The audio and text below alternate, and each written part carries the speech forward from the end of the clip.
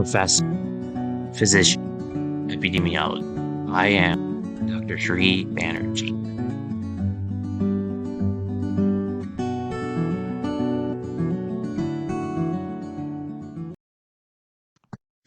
Hi, it's Dr. Shree Banerjee, Core Faculty, College of Health Sciences and Public Policy, Walden University. This is an article that I wanted to briefly go over. It's a really interesting article because it's talking about the European Commission classifying obesity as a chronic disease.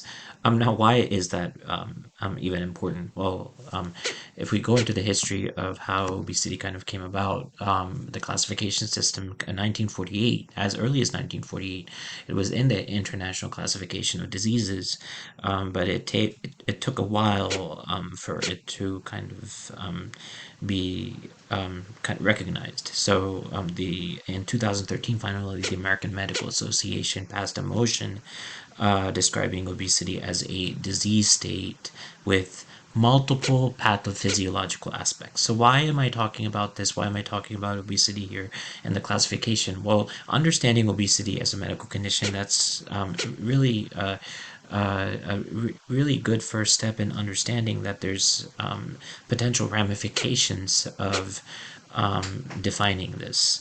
So the European Commission in March 2021 finally came out and said that in fact that obesity not only is a chronic relapsing disease, but in fact in turn acts as a gateway to a range of other non-communicable diseases. So understanding the chronic disease and understanding how much of it is genetic, how much of it is lifestyle behavior is really important.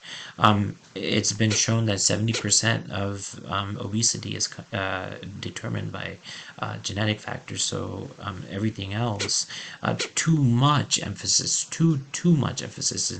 is placed on behavioral types of modifications and dietary considerations, and too little emphasis has been placed on societal factors and also kind of having a stigma that is associated with this.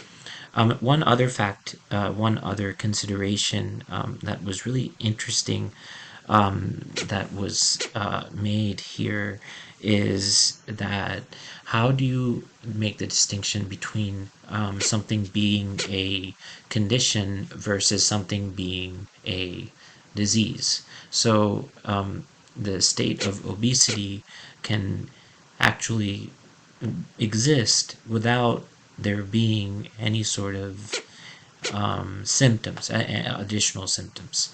So at that point, this is now a condition.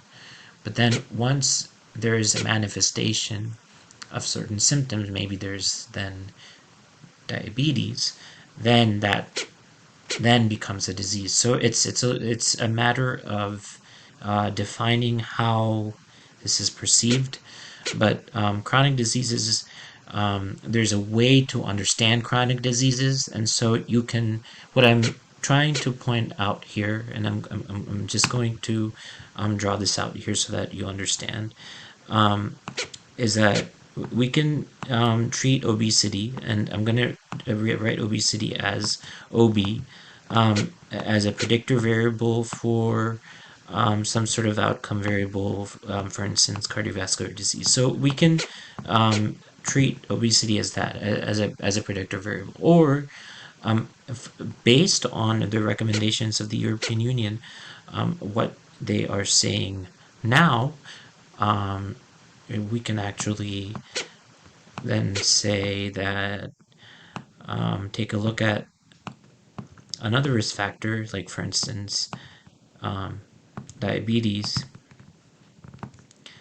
and how that, of course, leads to cardiovascular disease. We know that already. But perhaps what's happening is that obesity is kind of the underlying sort of third variable, which may be a constellation, which may be kind of causing a constellation of symptoms which then leads to the outcome. So this is kind of the changes ahead. That's why it says changes ahead, because even though this is only a short article, but the dialogue that goes on in here has the consequences of this is a lot. And so what you can do with certain articles and certain types of information like this is quite telling. So I hope this has given you some insight as to how you can read articles, apply them, and use them in your own research. Thank you for listening.